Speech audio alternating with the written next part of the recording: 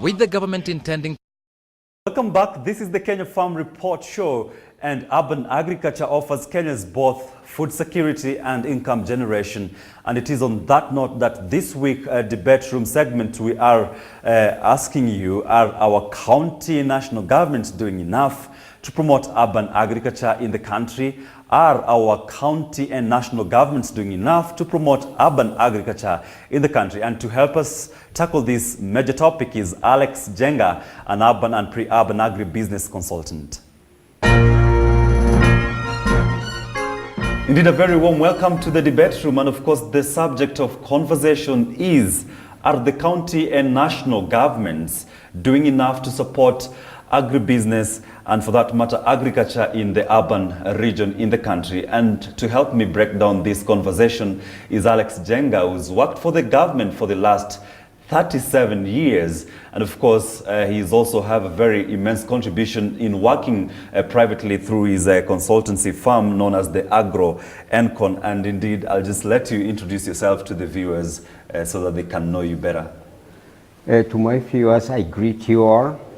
I have the privilege to say I'm Alex Jenga, yes, a graduate from Egerton University. Yes. And I also have had a chance to be a trainer in this ministry, in this government of ours. Yes. For immediately I graduated from Egerton College. I was posted in Bukura Institute as a lecturer. Yes. I taught there for 8 years. Then I was transferred to Kiambu Institute of Agriculture, which was currently Agriculture Staff Training College. There I worked for 15 years. And then I was brought to Nairobi. I have worked in both Rangata and Makadara districts as agricultural officer. And currently I'm working with the Ministry of Agriculture in Rari Sub-County, Kiambu County, as an agribusiness officer. I also run a consultancy in farming called Agro Encon Services, where we are sponsored by Kenya Agricultural Productivity and RAD Sustainable Management. We are dealing with the urban and peri-urban agriculture principles and practices of agriculture. Yeah, quite an experience, Mr. Jenga. And of course, I'm wondering, with all you've seen in the country and the development thereof in the sector, what do you think is still harming or rather hurting the agricultural sector? Actually, having worked in the three or four regimes, because I was there during Kenyatta's time and Moi's I saw, time. and I was employed in Kenyatta's time. Yes. I worked through Moi's regime. Yes. I also worked through the immediate former Kibaki's time, yeah. And now here I'm in Uhuru's regime. All those, we have been teaching agriculture. Our people have been hungry all through, but we have been trying as the ministry to coach the people on how they can produce enough food for themselves and extra food for those who are not able. But in as much as we are doing, you know, the population is growing. And with a big population, we have different thinking diversities. And therefore, we expect all this. Yeah, and so simply, are you trying to say that whatever you've done is quite enough? No, I don't say it is enough, but we have done a big percentage. Yeah. We still have a small area to go, which I think I'm calling everybody to know that agriculture is for all, not a few people to be the producers and majority be consumers. Today we are trying to ventilate the role of the county and the national governments towards developing and promoting urban farming particularly. And I'm wondering, is the current, rather, are the current legislation promoting or inhibiting urban farming? Because we've heard of archaic in nature legislations and policies that really discourage farming in urban regions, and talk about food security. We cannot just achieve it without involving and bringing on board the urban farmers as well. Yeah, what I know is that Under the current development, Yes. it creates a very big opportunity for urban agriculture because every county has its own headquarters. So formerly we used to talk of Nairobi as the urban center. Today we have 47 county headquarters, which creates a bigger or a wider area for promotion for agriculture.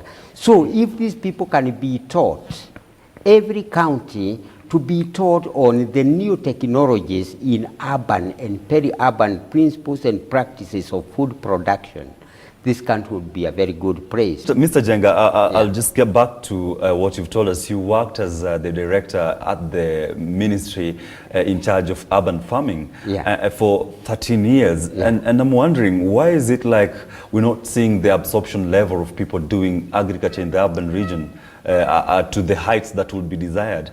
Okay, formerly we had what we call the council bylaws.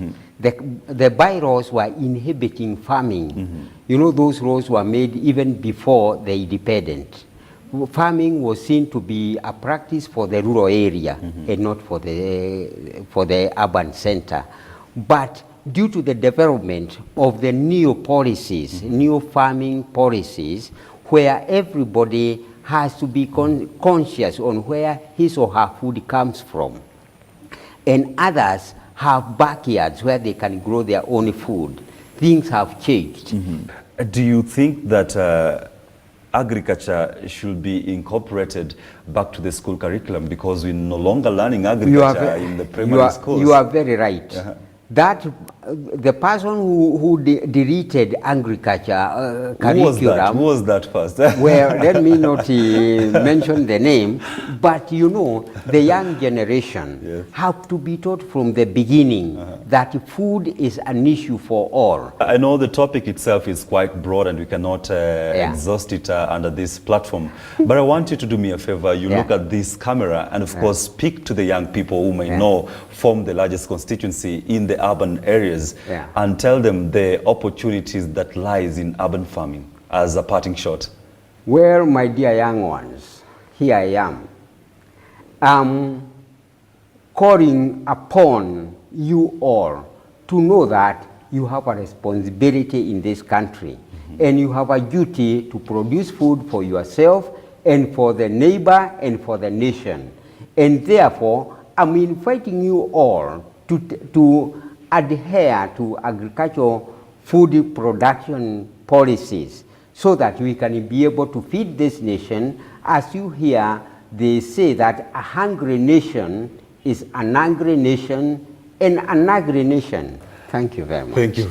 Thank you for coming and of course talking to the young people. And viewer, Mr. Jenga was speaking to the young people and busy looking at me as an indicator that I'm also a young person who should take the initiative, but I'm as well challenging my fellow young people that we need to go farming and of course for economic benefits and, you know, bringing the country to the levels that we want it in as far as food security is concerned. From me, my name is Jojo Kachi. You've been watching the Kenya Farm Report Show. See you again next week.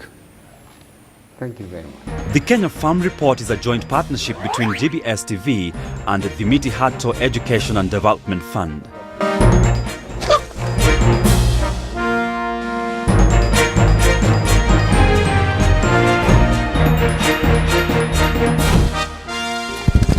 For more information on the work of MEDIF or to visit the teaching farm, please contact the numbers below.